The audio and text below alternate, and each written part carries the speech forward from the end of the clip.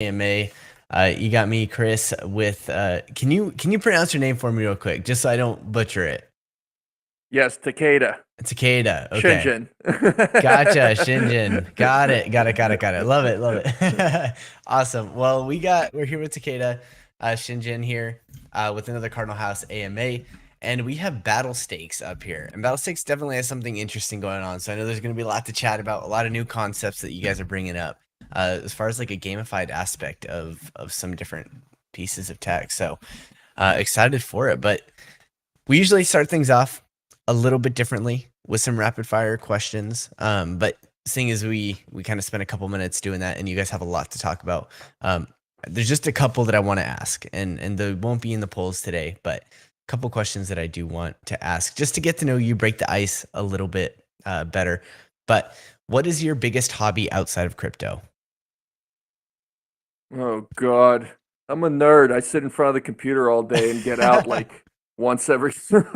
um, Biggest hobbies probably, to be honest, running. Because when you travel the world and as a group, a lot of us obviously met mainly through gas and oil contracts, performing security audits and Hmm. setting up Bitcoin mining for the big boys. Hmm. It's just exercise, to be honest. It's nice to sometimes get out, and uh, I've learned that you basically get more tired sitting in front of a computer than you do if you are, uh, you know, doing physical labor of any kind, Hmm. because it's just mentally stressful. So to me, I guess not that it's a hobby, but I guess I'll just put it this way: it's the best way to relax is just take a run and get all the crap out of you, at least. I don't Gotcha. know how satisfied that answer is, but No, I love it. it's the That's awesome. reality. That's awesome. Hey, I much rather honest opinions of how you actually feel about it. But that's awesome. I love the exercise piece, and it's definitely true. I come from a personal trainer and health background, so I Nice. definitely understand what you're getting at for sure.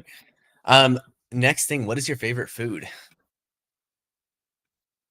Uh, well, great pizza is always a big plus, and I'm not talking about 99.99% of pizzas. I'm Uh-huh. talking about that one place that you're like, uh, boy, when I go to so and so place in the world, I gotta stop by that place. It's like, Yeah. that one spot that sticks in your mind.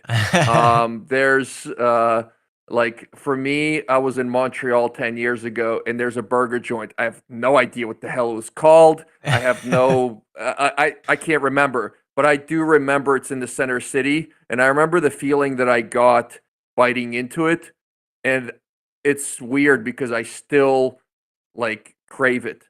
You know what I mean? Like you don't know what it tastes like, but you crave it, and you're like, I don't know what it was, but that's there. So, So you're a total yeah. foodie. So, so yeah, same thing. I mean, Love it. obviously, whatever sushi, but the good food, yeah, it's a big plus.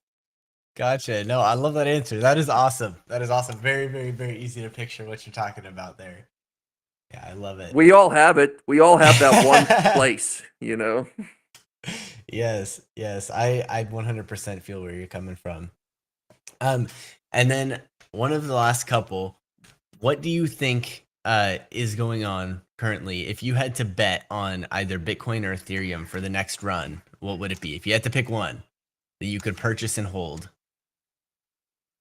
Uh, Probably Ethereum because of the merge and what happened there. I mean, I think Bitcoin's going to go up, but I don't think it's going to be as much as Ethereum because obviously there's going to be a 5 month catch up, and when we believe uh, on our side, like our team kind of projects that we'll probably see a bull run starting in summer to fall of next year. Mhm. Partly driven by, I think, the American economy that's going to start to get boosted by the party in power, which always happens because of the presidential election the Mhm. following year. But they're going to start, squirting that little bit of gas on the fire, just a tiny bit here, tiny bit there, and then it's just going to go.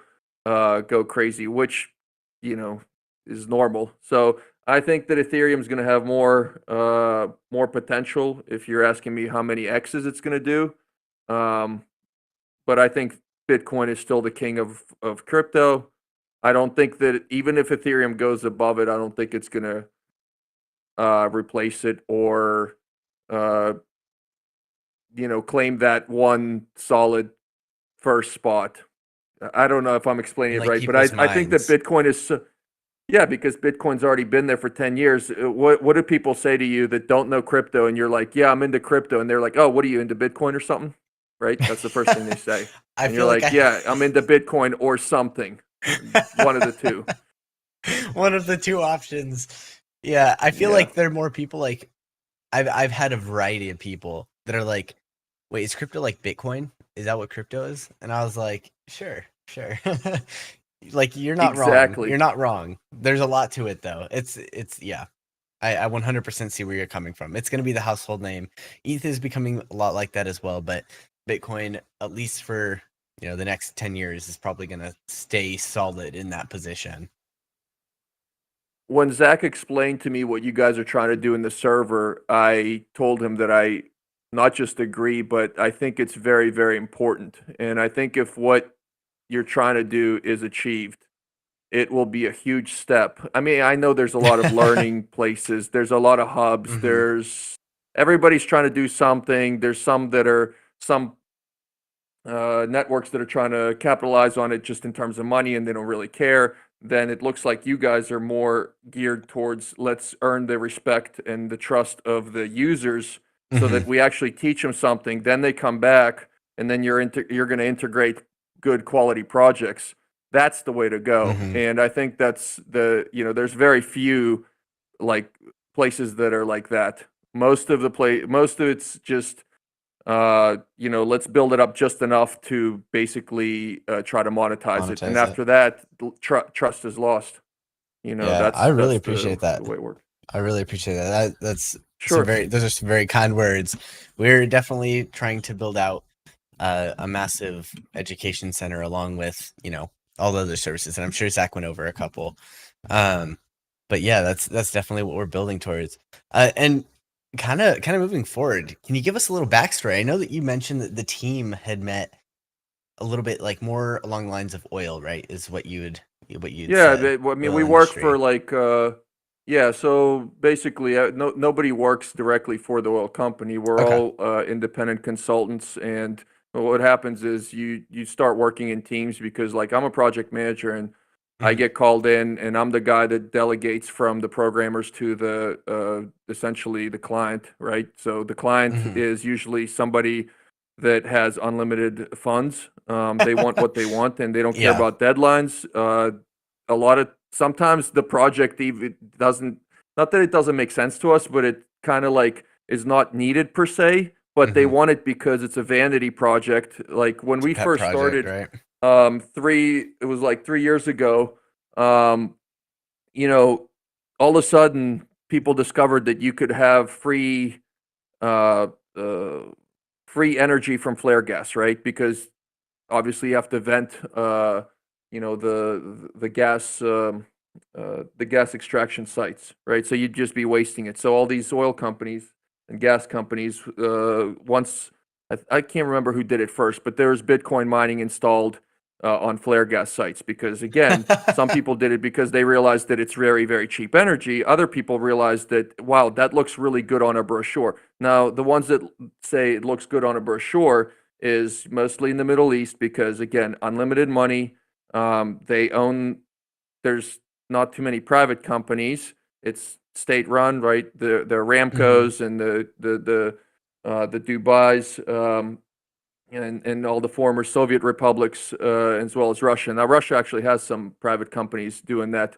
But anyway, not to digress. So, how the team met? We all met through working with these companies. It Hmm. was network security audits at first back in 13, 14. It became some blockchain projects, but really everybody has a different background. There's some people that just code. There's some people that analyze data sets. There's some people that are basically trying to break the system. That's what we're hired for, and I'm there delegating from here to there, and from the owner to the programmers, and then we deliver a final product. So I guess getting into battle stakes and how that even happened is there are people that are involved in crypto even from 16 and 17 and 15, and they like programming, not for profit, believe it or not. There are people that just like to program and make that make the code more efficient. But as soon as you get to the point where you're like, yeah, but what if we put $100 here? What 1,000? What about 100,000? They go, no, no, no, I'm not into that. I just want to I just want to make sure that this is running. It's really interesting. Well, to me, okay, let's take it past interesting. So that's kind of what happened when the pandemic hit. We were on a project, and basically we got shut down, and so there's some people that are like, well, you guys want to do this trading bot thing, and the trading bots were around, back in 13 and 14 and 15, and they were around the stock market, so it's nothing new. But from what I started to find out then, and what we started developing, is the recursive neural network trading bots, which is so it's a machine learning language. It's more on the predictive side than the reactive side. Okay, so the RNN, for short, basically what it does is it takes the last, for us, this is the way we have it programmed. We takes the last 100 candles, let's call it candles, so everybody understands. And the candles could be 1 second, or they could be 1 day. So ours are 5-minute candles that we use on our bots, and it goes back 100 candles. And basically, any event that happened in that 100 candles, it's going to try to predict the 101st candle. And obviously, there is no magic. You have to put in a bunch of data sets. You have to clean that data, because it's like I'll give you a very quick example. Okay, machine learning is like saying, okay, computer, I'd like you to determine who walks in, a man or a woman. And so you give it different parameters. So you could say, the color of the room is blue, right? To us humans, it's like, that doesn't matter. But that's a data set that you give it, right? Totally out of nowhere. You don't need it. But again, so you're feeding that. You're going to say, the shoes for a man are triangular. I don't know, whatever. It doesn't matter, right? So you give it all these data sets, but then finally you realize, oh, when I give it a hair data set and the hair is long, the percentage that it's a man could be, better than when the hair is short, or whatever. You see what I mean? Like, so you got to get it relevant. You got to clean the data. Is there a briefcase? Is there this? So that's the same thing. You feed it data such as we got all kinds of TA signals, right? Which is what reactive bots do, and that's normal. Like, so a DCA bot will hit for example, grid bots, right? So they hit the lower half, they sell or buy, and they hit the upper half and they sell or buy, and so on and so forth. And if they make a mistake, you DCA in. So if you put in $100, your bot is using 25, and then when it makes a mistake, it buys in, so that the mistake it's not gone, but right, you're constantly trying to make up for that mistake, and then at some point, hopefully, obviously, before your money runs out, or it's the bag basically is hanging there. Hopefully it buys, or hopefully it sells at a price that does not lose you money. So the difference is our bots would essentially try to predict that 101st candle. We've had good success at that. And it's not that we have had bigger win rates. It's that we have bigger amount risked. Okay. So that when you're risking not 25 as your initial capital out of 100, right? Because you're stepping up and you have to have a reserve for DCAing. We're starting at 65, right? So we're better at that. So we have less wins, but same win percentage, but also bigger, not volume, but bigger amount per win. So So that's where the statistics show that we get a little bit higher percentages. Now it's not. I mean, it's still very good, but it's not like super crazy. You're not mhm. doubling. You know, it's not like you could double every time or anything like that. And there's also losses. Like, you know, the computer's not foolproof, but through the 28-month testing session, we were able to weed out the bad data sets. And when I say clean data, it's basically there's outliers that, like I mentioned, when you tell a computer a machine to learn and then tell you, is it a man or a woman that walked in, you know, based on many different factors. But then if you give it a bunch of extra, it's just going to bog the system down and it might even spit out the wrong answer. So that's what, you know, would definitely happen to us. We ran two separate, we ran a live version and a test version. And the test version, we would just feed all kinds of crazy stuff into there and see if it made, you know, the predictions better. And then the live one was like, you know, I think, you know, a couple of grand, and you know, it would be the clean data, the less, you know, the less risky. So that's basically how we did it, just in parallel. And then we would update like once a month based on results. So anyway, having said all that, so we, you know, we tested these bots, and the market went up in 20, then went down in 21 from obviously November. It went up in 21, but then went down from like November down, right? The November hit the 69. Yeah.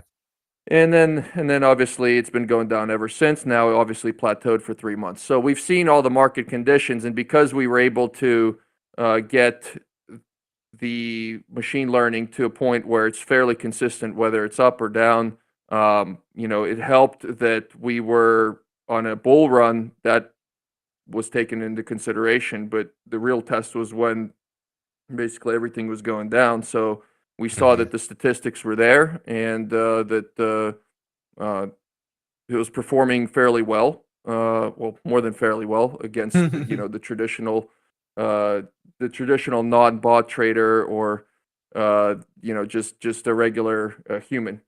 Yeah. Um, so that's when the team kind of got together and said, well, we have a couple options. We could let this thing run. We could do it on our own. We could, you know, release something to the public.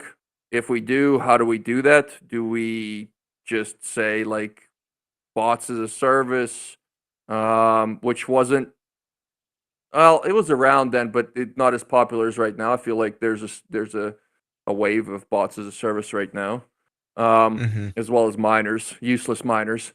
That's also around. But you know, Yeah, so it's the we fad. actually, yeah. So what was happening in, let's see, January, February, there was a bunch of like fake node projects, and I'm not even talking Mhm. strong. Like, I'm just talking about like very small ones that would just say node this, node that. You buy a node, and then it, you know, it pays Mhm. you back. And anyway, there, you know, all the same stuff. Yeah. And we were just seeing like two things. One, we were seeing a lot of money go into absolute dog shit, basically. Mhm. Sorry to say that, but it was just like, okay, ridiculous. And the second thing is, we saw that it was gamified and people liked it. So we were like, okay, well, let's come up with some kind of idea that's not around.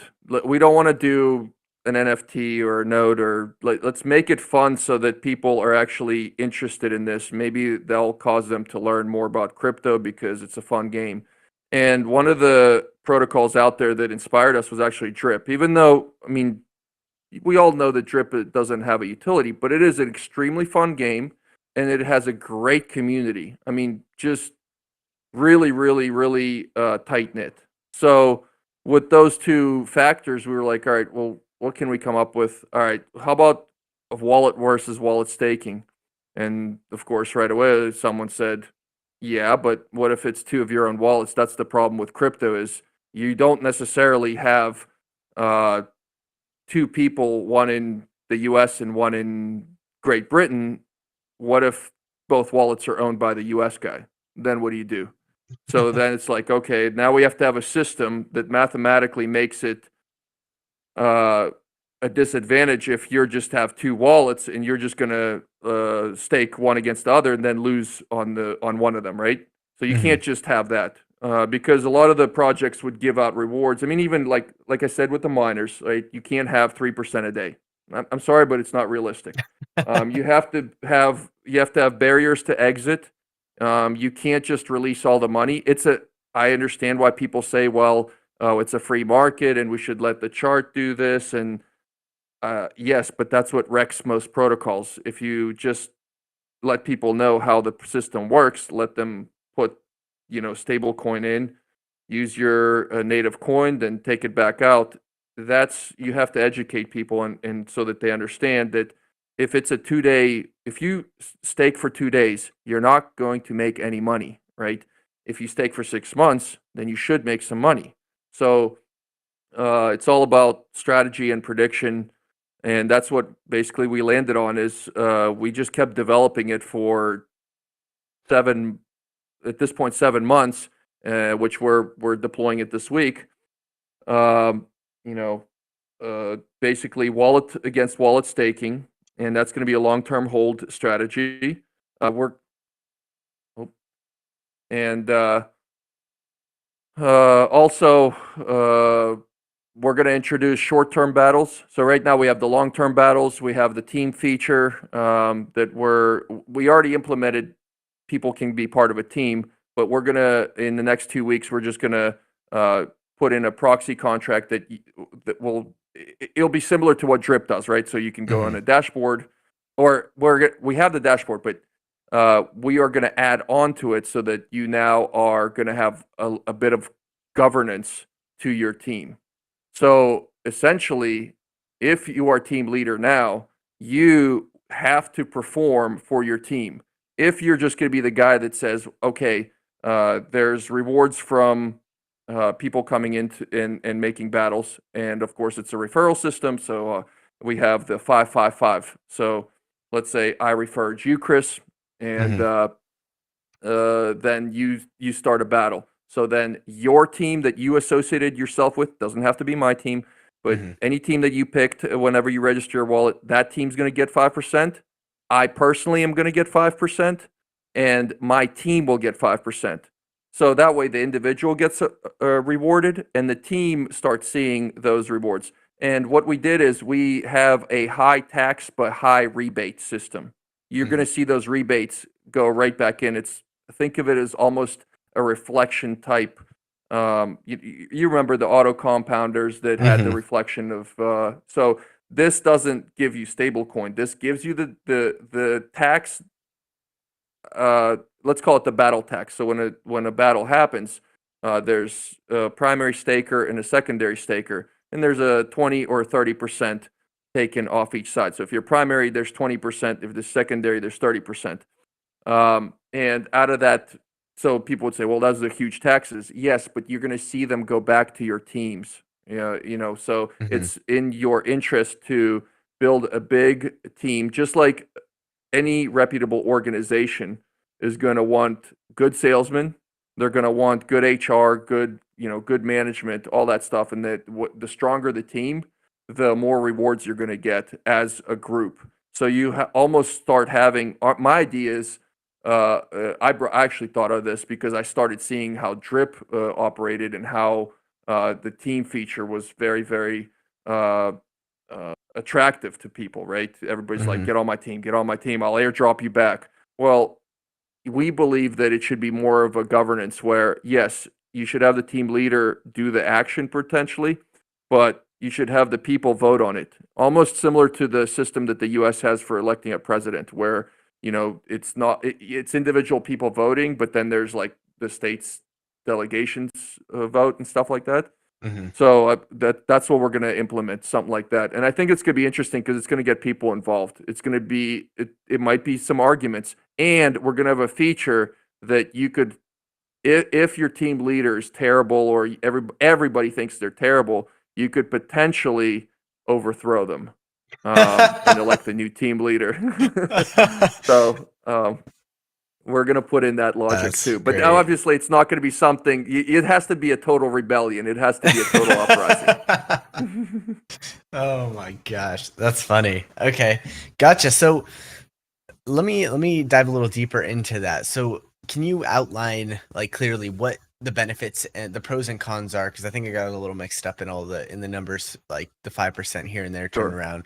So what are the benefits of being on a team, and how does the team interact together? So we built a chat feature that right now everybody is going to chat inside the DApp. So that is already built in. And what I'm thinking is I'm just going to be able to separate based on the database having that variable of which team you're on. You're going to go into your own private team. Now, of course, you could be a spy because guess what? You can make different wallets for different teams. Now you could go into this team and that team, but that doesn't, I mean, does it really matter? Like maybe you're almost hedging your bets with, I like this team, but I also like that team. So, you're just kind of, at the end of the day, you're still earning individual rewards. So the 0.6 per day that you're going to percent per day that you're going to make is only paid when you're in battle. So you can't just hold your Gen coin, which is our native coin, nowhere, right? You can't hold it in your wallet and make money. You got to battle, but you're going to make 0.6% a day.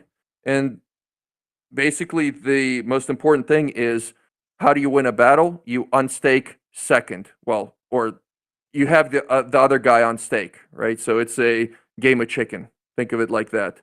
But here's the thing.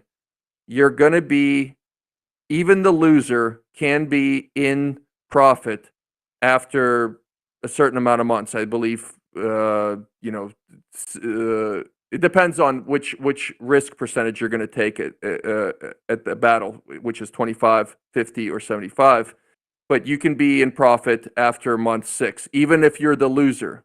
So that is why, number one, that gives the trading bots time to make a profit and bring that back to the system to make sure that people aren't dumping, right?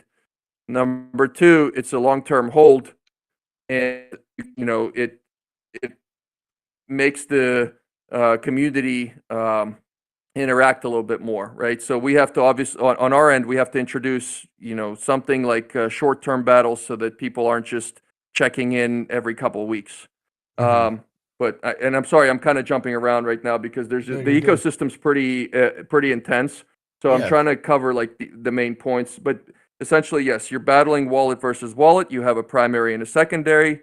The primary is the one that proposes the battle. The secondary is the one that can choose to enter into a battle with any of the wallets. There's going to be a list of the primary wallets that are proposing battles, and there's going to be obviously a time frame that you can be on that list, which is 48 hours. After 48 hours, the tokens just go back to your castle, and you can try to restake again, or you can just choose to be a secondary wallet staker and then enter into a battle right away. But keep in mind, as a secondary, you're not waiting any time to to engage in battle, but that's why you're paying that 30% battle fee.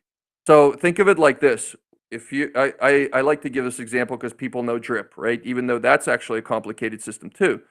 In Drip, you're going to take your tokens and you're going to give it into the faucet. I hope I'm getting that right, but essentially you're going to give it the tokens and then you're going to make that 1%, and hopefully you ROI. And I think it's like, correct me if I'm wrong, guys, but at stable price, I think it's 140 days or something like that. So which is like 3.5 months. I'm sure people probably know that, but and then what we're saying is you could ROI in less than that, but if you unstake first, then it's going to be more than 140. You see, so that's kind of like that balancing act. So what some of the strategies that the guys are going to do, and I've chatted about this in the Discord, is they're going to have 2 to 3 wallets. So they're going to have 2 wallets that are hedged. So they're going to battle each other, and they know that one's going to lose, one's going to win.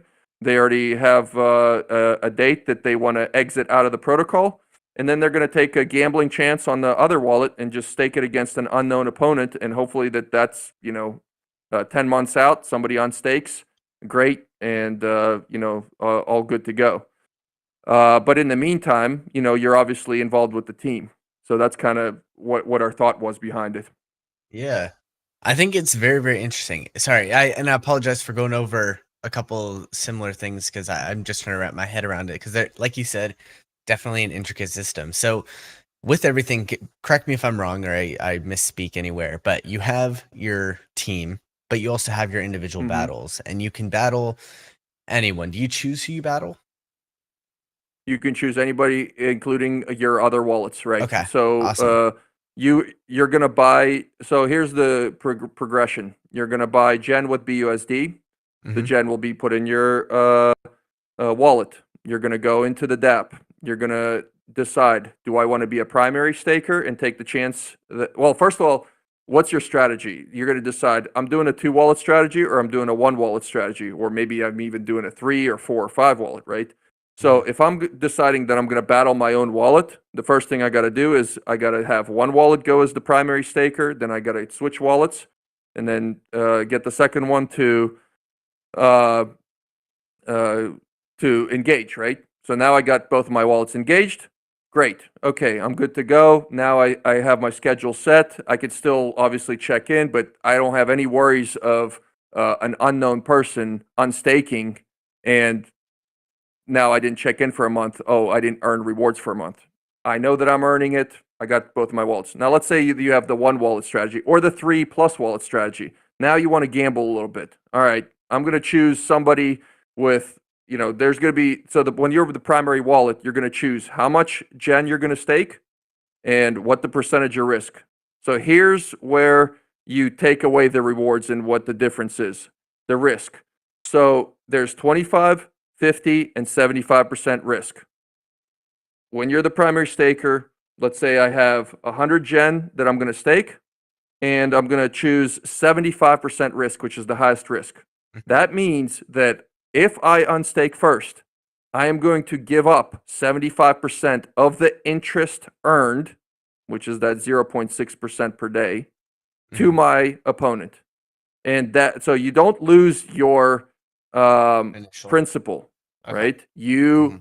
I mean, yes, there is that 20 and 30% when the battle starts and it's accepted, the 20% and the 30% from each from corresponding sides goes into the treasury, but immediately gets dispersed among 3 things: the individual that referred you, the individual that referred you, his team, and your team. Okay, so 3 different transactions are going to happen there. So yeah, basically, those are the strategies, and that's how the system works. Is you're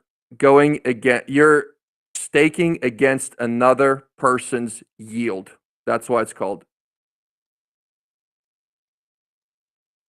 Gotcha. That's very, very interesting. Okay, that makes a lot more sense now. And so, outside of the monetary benefit of having, your team stake or maybe working with your team on a, me versus you strategy, what other ways are there Oh, to sorry, I you? lost you there for a Oh, second. I hello? apologize. No, no, you're good. Yeah, You're yeah, yeah, good. I'm good now. Yep.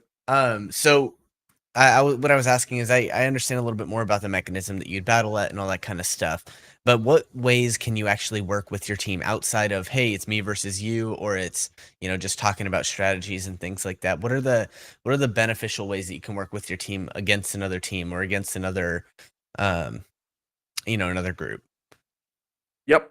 So basically, what the mini DAO system, and I'm going to call it that now, we have to put in the logic right after launch. So I'm going to get this thing launched, and then right away I'm going to work on making sure that that's in there. So because we have a proxy contract, so we're going to add on pretty easily. We don't have to redeploy. So our goal is 2-3 weeks max, and have that up. In the meantime, people will make battles, and we can take. We have a back end where we can see how much you made on the team, like how much the team deserves to get, how much the individual deserves to get. So the individual stuff is already put in there. It's just the team that needs to be programmed in, which is fairly easy. But to your question, so how do you interact with your team? So number one, obviously the chat feature. but what is the purpose of interacting with your team? Well, you have a leader, right? So the team leader is probably going to be the most vocal. It might be an influencer. It might be whoever, somebody that obviously was able to recruit people, right? Somebody that has believers. So, okay, that person is going to say, all right, well, we are really good at recruiting people, and we're just making all these rewards. And what I'm going to do is I'm going to give back 1%, 2%, 5%, right? Similar to drip. But also, when we introduce the short-term battles, which will be less than a month, I'm projecting, that will allow the team to say, okay, we want to go and start gambling with the team money. Because if we double in less than a week, we start doubling the team money, then obviously that's governance right there. So that's the benefit of, because you're going to start seeing the team treasuries built up, and people are going to want to say, right? If I have $1,000, people are going to be like, "Hey, can I get my percentage?" Right? And Yeah. there's going to be debates. Some people are going to say, "No, we should probably just let it ride right now, or maybe we should stake it long term, or we should try to flip it." So they're going to have to decide with a strategy based on how that team, and the team's probably going to be the same mentality since they were recruited by the same leader, right? Which if they follow a certain influencer, they probably like the way that person talks or the way that his mentality or her mentality is. So that's going to be very fun to watch that interaction and see what the people decide to do. Yeah, I think it's going to be definitely interesting here coming up and seeing how influencers play into the whole team structure and what you guys have being built. I think the structure is very, very cool. It's a very interesting way of gamifying this entire project. It's going to be a slow burn because this is, if you ask me to explain an auto staker, I would be able to do it in less than 2 sentences, right? You hold, you just hold, and it kind of just drips Just into caught up. your, Yeah. yeah, that's it. And then you sell, and there's a tax at each end, the buy and the sell. That's it. You don't need to do anything. Explain a node. You're just gonna stake your coins on a DApp. It's gonna again drip back. You might be able to take out initial, probably not. And then you try to sell it against the chart. That's it, right? So we tried to tackle it from both ends. One is sustainability of bringing back revenue from the bots that we developed, and second is make it so, you know, make it fun, but make it strategy based, so that it's Yeah. not just something where you're just logging in just to see if the number went up today or something like that, right? So I know that it's going to be a little bit of a struggle because the first people that you get on the system, and we've gotten great response, but it's still hard to explain it to people. I've worked on it for 8 months, but they've seen it for 2, 3 weeks max, right? If even that. Yeah. And so once there's a core team or teams that start understanding it, it's going to be very, very easy to get people in. Very, very easy because it's just a no-brainer. It's a project that has utility and it has long-term sustainability, and it should be fun, especially once the short-term games are introduced. That'll be that because you're going to log in every day, and I'm not going to talk about the mechanics because I don't want to give it away, but you're going to see what the other person's move was, and then you're going to counteract it, and it's going to be a 3-day battle. So it's pretty fun. And that'll be, it's almost like every day you're going to log in and see what was the action, and did we win today?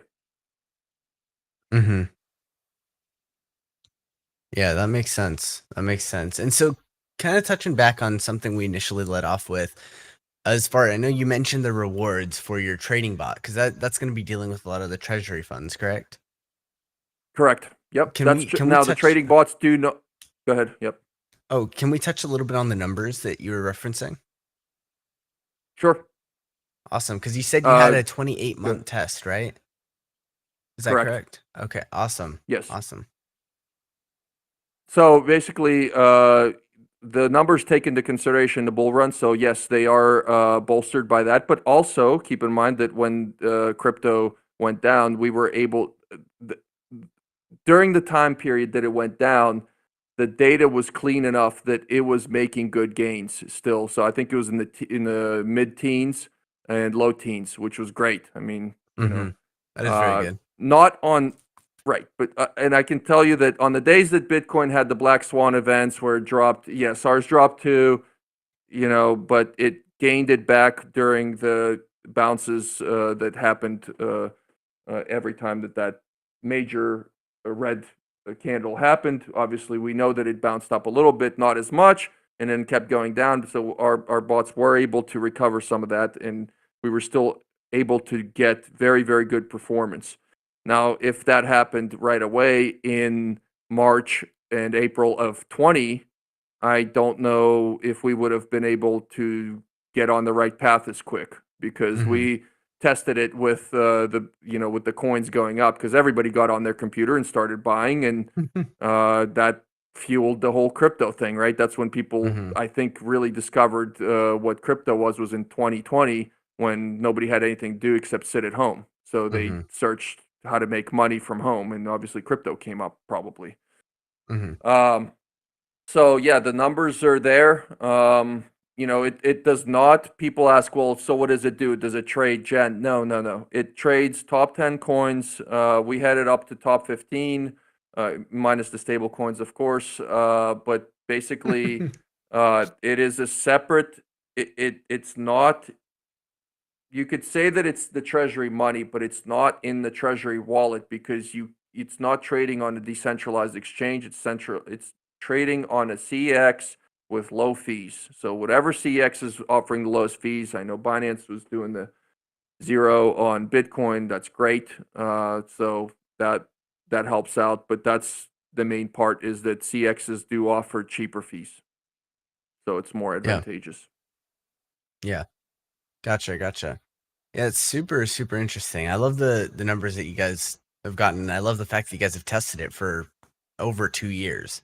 That is really huge. There's too few people that are actually taking the time to test their products and make sure that they're viable solutions to the problems at hand. So that's really, really big. Kind of taking. Yeah, we really believe that. Sorry, go ahead. Sorry, I just again, it was even in February of this year that I mean, it doesn't even matter. February, March, all the time you see projects that are coming out that don't have everything fully built, right? In fact, sometimes you even see projects that just have an idea and they still raise money. But so we try to be different. It's hard because even when you think you have the full project, like last week, we couldn't release the audit because PeckShield was just so demanding on even functions that were not safety related, but we fixed them and we got it done. But it was Saturday morning or something like that we finally got the PeckShield report, and I could finally, and we lost basically. I was hoping to do pre-sale last week, but we couldn't. But it's okay. So now we have to deploy it, and I was hoping to deploy it tomorrow morning and test it, and then let people start staking. It's probably going to have to be what's the Monday, so it's probably going to be like Wednesday night at this point. So it's just frustrating, but we really try to pride ourselves on having a working product. It's tough in programming because you're never going to get it perfect. You're never going to get it to the point where everything's just perfect because you're either going to come up with something new to add to it, or there's some corner of the project that you just forgot to test or whatever, some freak thing happens. Anyway, that's so we're really trying to do that, and the DApp is done, everything's done. I've demonstrated on videos and I've gone through staking and everything like that. But now that it's ready to deploy, we just want to make sure that it's absolutely perfect because we don't want to have any chances of somebody going and saying, "Oh, this doesn't work," or "It's kicking me out of this action." Gotcha. Yeah, that is awesome. That is really, really cool. So I'm very curious to hear kind of branching forward or moving forward. The staking will be ready hopefully by the end of the week, you said. And what else is being developed that you guys are waiting for? And as we kind of get into that answer, actually before that, I'm gonna go ahead and set up this Kahoot that we have, and then get everybody on here. If you guys wouldn't mind going to, I'll drop a link right here. We have the Kahoot with a bunch of questions. If you guys have been paying attention, if you guys know anything about Battle Stakes and what they're doing, you guys should be getting into this. Let me drop that link real quick before we go into that question, if you don't mind. I guess absolutely. I think my guys should be able to answer all of them because I've been dropping one gen questions all day long, and they've been pretty good at it. So. Well, firstly, I think there's a couple on the prices. Do you want to touch up on a couple of like the actual numbers? Because I know that there's some things in there, but on some of the numbers that you guys got. Okay, the prices, so the gen price at pre-sales 10. Okay, I'll just say $10. And let's see the only other thing, I don't want you to give all of them away, but the only other one I would have you touch up on is some of the waiting periods. Oh, yes. Great question. So the reward, so let's say that that 5% goes to you individually. There is a 7-day cooldown for rewards to claim your rewards. Okay, it's not long, but yes, we made it so it's 7 days. And couple real quick, I'll just touch up. So we also have a daily, not a daily. It's every 2 days. There's going to be a leaderboard payout. What does that mean? That means that the leaderboard is a 1 through 50, the top 50 spots of anybody that invites the most amount of people. So that 5%, that's how we measure it, or wins the most amount of gen in the last 10 days. So that when the payout happens, the system goes back exactly 10 days and sees who did what, right? And it gives BUSD payout. And obviously there's two conditions that need to be met. One is there has to be at least 50 people on that leaderboard. That doesn't get reset. It always adds. So once there's 50, that's it. That condition will always be met. The second is it needs to have 1,000 BUSD minimal in the arena token, or I'm sorry, in the winner's circle fund, we call it. So once those two conditions are met, and obviously that winner's circle fund is funded by the taxes. Again, a lot of this is reflection, right? When you pay the taxes, you are, giving some to each of the treasuries, so that it goes back into the protocol. We don't just take huge taxes and then not reward people. Otherwise, people wouldn't join, right? So that should be incentive for you to not only invite people to your team, but also if you're the top individual invite person, then you will get 200 BUSD every 2 days, right?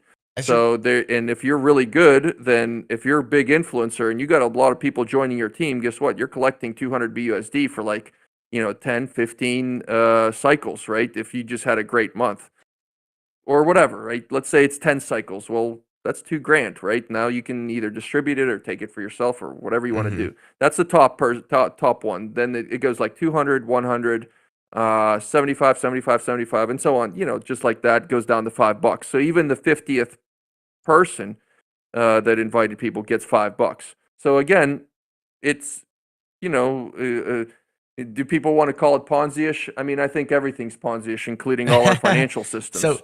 So yes, if you guys are in the audience, by the way, join that link that I dropped in AMA questions. We don't have many people joining, so go join right now and get your chance to win $50. And that's where the giveaway is going on. Whoever wins this wins the giveaway, especially if you are in the Battle Stakes Discord and have been chatting with shoot, I forgot.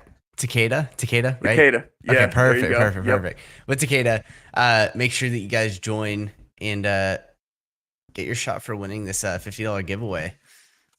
Sorry, keep going with what you were getting at. Sorry. Okay, all right. So real quick, I think we're getting up on the hour. So I'm gonna try to. Okay, so I went over the battles. I went over the leaderboard. I went over the chat feature. We have that. Let's see. Okay, very important. So we do have a second coin. It's called the Arena coin. The way you earn that Arena coin, first of all, is by winning a battle. You cannot buy that coin. It is always awarded to the winner, and it's the same thing as the Gen, where it is calculated so that there's only 10,000 Arena coin total. You can't mint those coins. That's what's in the system. So the way that we have it algorithmic, this is where we're similar to a Tomb Fork, okay, in the sense that we have that second coin, which will always rise, okay? And the way it'll rise is sometimes the system will not buy it back. Again, it's fed by the taxes. So there is a separate treasury for it. It's the Arena Token Fund. And let's just, for example, let's say we start out at 10,000 and the Arena Token Fund goes to 12,000. Okay, that is the trigger for the system to buy back Arena. Just like in a Tomb Fork, when a peg or goes above peg, the system the system wants you to sell certain tokens, not others. Same mechanics, right? So now the system's buying the Arena. Obviously, now let's say the treasury goes down to 11. Okay, now it stops. Got to get up to 13. So until it gets up to 13, it's not going to buy. But what you can do is, if it's in the non-buy stage, then you can just trade your Arena coin for Gen at a higher price than you would based on BUSD. Than you would going to sell it directly for BUSD. So let's say if the price of Arena coin, for example, is $10, right? The system will always buy it back at 75% of what the listed price is. So it'll buy it back at $7.50. But if you trade it for Gen, the system will give you $10 worth of Gen, so which is the true value of the Arena coin.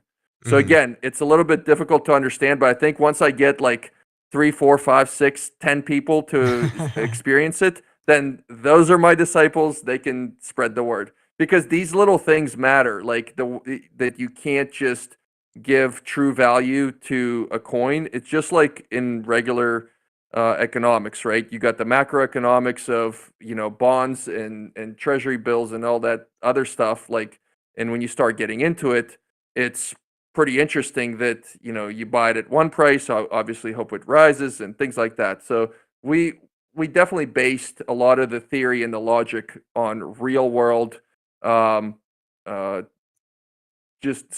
strategies, but how the real world finance works. That was definitely something that we looked at and made sure to integrate. Gotcha. Yeah, that makes sense. Right now, we have started the tournament. You can start the competition. You could still win if you're joining now. Just click that link, hop in here for a chance to win $50. But right now we got VIP Killer in the lead. VIP Killer seems to be paying very good attention here at these AMAs. He's been pretty close to winning the past couple for sure as well. He must have studied up. That's good. That's good. I'm glad. I mean, it's rewarding to see that people pay attention to that, because if it was a boring product or it didn't make sense, then people probably wouldn't pay attention. I know it's not easy, but the response that I've gotten is, wow, that's really interesting. But I think that explaining it better is something that I need to get better at, because it's just taking this big thing and compressing it down, and constantly compressing every aspect of it down, I think matters. Yeah, for sure. It's definitely tough to keep track of it, just because of how many different moving parts there are. So I definitely understand that piece as well. Let's see if he can. One final thing I want to mention. So basically on the pre-sale, so what's the advantage of buying at pre-sale? So one is you're going to pay no buy tax. Second is we are offering a rebate. So what is the rebate? So if you are involved in any other DeFi protocol that has a tax, and let's say that you're unhappy with it, for example, then we will pay up to 12% airdrop on your bought Gen if you sell that token. If you don't want to sell the token, Okay, that's fine. Or let's say you're in a staked protocol such as Drip or such as a node project where you can't take it out. It's you deposited it, you literally can't. It doesn't allow you. That's okay. So we have two options. One is you sell your tokens, you come to us, you buy that amount in Gen, and we airdrop you whatever tax was paid up to 12%. Great. And second option is we have a tiered system. So if you buy $100 worth or 100 BUSD, same thing, worth of Gen, then we give you 1% and everything up to 10% bonus if you buy up to, I think, at 2000 BUSD, right? So, but that way you get to keep your tokens and Mhm. you get bonus gens, which is obviously great because you're not paying the buy tax, you're saving Mhm. 16%. And you get the stake a little bit earlier, get your strategy, get on a good team or several teams, whatever you want to do. So I think that's pretty advantageous. And obviously, with our bots supporting the system, I think that's very, very important to know that there is something long term and not just I'm going to buy in and hopefully 1,000 other people buy behind me, Yeah. so that I can definitely get ROI back. That's what we're trying to achieve. Yeah, and have you guys thought about, because obviously trading bots are a really big thing right now. Have you guys thought about possibly allowing people to just utilize the trading bots themselves with some aspect of the treasury versus participating in the game itself? We have not thought about it since last February when we decided to Mhm. go with the gaming aspect. Mhm. When I was on the call, the 3-hour call with Yabonks, and we were discussing all kinds of technology stuff, which I thank him for hooking me up with you guys, Yeah. sending that DM, and you guys very quickly setting up an AMA. I really appreciate that. Yeah, of But course. as we were discussing it, he said, let's just say worst case scenario, this doesn't take off. You could still do a simple NFT, let people buy that NFT. There's your buy-in into the bots. Let the bots do their thing. It's not as fun. It's old school boring, but it works. And I said, yeah, that's something that we could definitely consider. I was talking to also Chicken Chaser Crypto, and we were discussing. He said, well, would you be open to us, if everything's good and we check you out and all good, just doing the bots? And I said, let me first set everything up. Let's make sure that everything works. I am Mhm. not going to take anybody's treasury money from another project and start doing everything at once. Because when you start, you got to concentrate on one thing at a time. Let's launch this thing. Next thing, let's get the team feature up so that people are happy with that because that's what we promised. Next, let's explore let's first analyze our results for the first month of live performance. Let's go from there. It's just like any other project that we do on we did on a corporate scale with the big companies. There's reports, there's results, there's adjustments, and there's delivery, right? Mhm. So you can't just skip the delivery. It just doesn't happen. Yeah. So we're going to take it, step by step. I think it's definitely an option. Um, we have to, make sure that it's we have to make a couple decisions. How much leeway is going to be given to the user? Mhm. Are they just going to buy an NFT and we're going to do everything for them? What kind of laws are even? I mean, everything's shifting so Yes. much. It's just impossible to freaking tell what's going on. Like Europe seems to be leading the way on trying to control crypto right now. The U.S. is kind of hanging back for a second. Um, maybe until the new president is in, then they'll make a decision most likely. So you guys got 2 years probably of that, but still everybody's scared of SEC, right? Because SEC just does whatever they want and they just randomly press a button, and if it lands on your token, then you're getting sued, Yep. which is not great. Um, It does so seem. there's just a lot of unknown factors Mhm. out there right now. Yeah, that's 100% true. 100%. I definitely follow with you there. But I think it's coming time to bring it to a close. But congrats, VIP Killer, for winning that competition.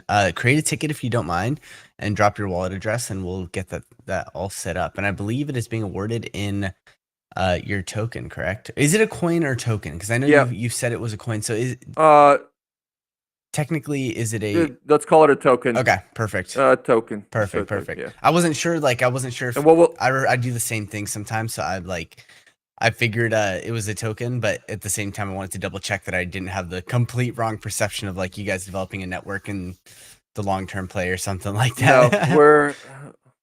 No, I can tell you right now, we are not doing Seifu X V2.0.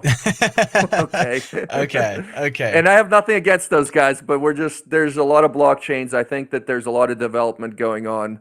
I think that there's no, it's not our thing. We're not, there's other ways to make money. There's other opportunities. I think the privacy field will be a huge thing. I think that Tornado Cash was something that was obviously looked upon as, oh man, they really shut down a system that was laundering money. Well, do you really think that money's not being laundered right now through blockchains? I mean, come on. It's going to be something that evolves, and we've thought about that. What's privacy going to be like? Everybody, look at how much data Amazon has on you. Just think about this. If you have a Roomba, they literally know when you go to the bathroom where your dog sleeps, down to the square inch. They know exactly how your house is set up. We're moving. So it's going to be a battle in the next 10 years of, well, I don't even know if it's going to be decentralized, because once digital coins come in, issued by governments, they're going to know even more about you, right? A lot more, actually. Yeah. And it's going to bring some good things, but it's also going to bring, negative things. It's how much you're going to trust your elected government. I won't go into that, but it gets into a whole big issues. And what I'm trying to get at is, I think that the privacy field will be a big revenue stream for those that attack it in the right way and develop with the laws that are put in place by certain governments. Yeah, 100%. 100%. I am with you. I think that it's going to be interesting to see how this all unfolds in the next couple of years. Definitely. But I do really appreciate you for coming on, and I really appreciate you for sharing everything. You guys got everything going on with Battle Stakes. And if you guys are interested, if you wouldn't mind dropping a link to your guys' Discord in the AMA questions in your community you have. Yeah, for sure. That would be really awesome. Yep. And I'm sure we'll be in contact again. I plan on contacting you soon about some opportunities we got coming up and everything that Zach and you chatted about.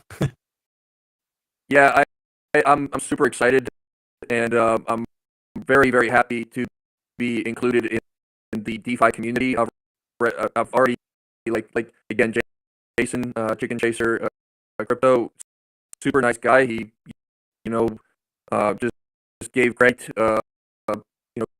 gave a great talk about the Yabonks and James Pelton, and actually I see Austin Clark. I know we never talked, but I've seen your videos, so I appreciate what you've done, and he said very, very, very nice stuff about you too. So I'm just glad that I was able to break through, because it is as it turns out, a tight-knit circle, and hopefully everybody can benefit from this, and the ones that have been in it for longer can teach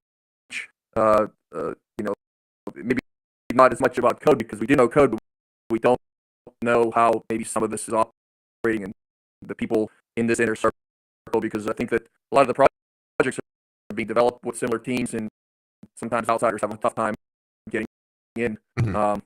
So again, just glad to be here. Glad to that you guys gave me the chance to talk about this project, and we're in Discord. We're trying to build it up, and we are having the pre-sale, but we're going to continue on no matter what we raise. Like I said, we are not dependent on on raise, and